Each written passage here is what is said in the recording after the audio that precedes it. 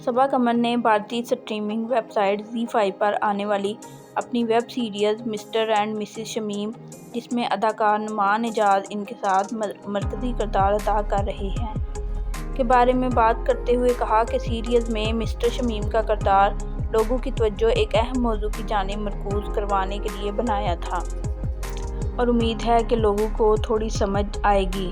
انسانیت کے لیے نرم گوشہ پیدا ہوگا۔ نعمان اعجاز ویب سیریز میں پہلی بار ان کرداروں سے ہٹ کر ایک مختلف کردار ادا کر رہے ہیں جو اس سے پہلے کرتے آئے ہیں۔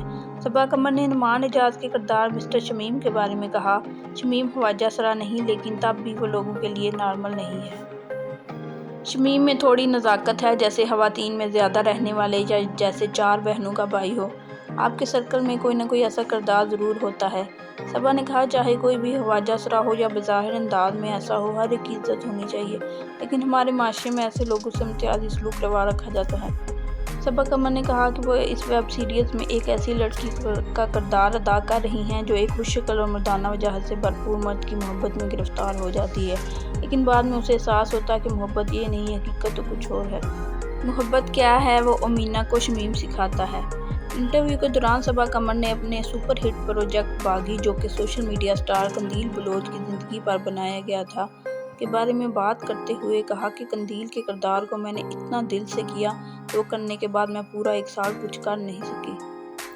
میں ڈپریشن میں چلی گئی تھی۔ صبا قمر نے کہا، میں نے شاید یہ بات کبھی کسی پلیٹ فارم پر نہیں بتائی کہ میں رات کو سوتی تھی تو وہ قندیل بلوچ مجھے خواب میں نظر آتی تھی اور میں نیند سے اٹھ جاتی تھی۔ کتنی بار میں اپنی ماں کے پاس گئی اور میں نے کہا، امی وہ مجھے نظر آئی ہے۔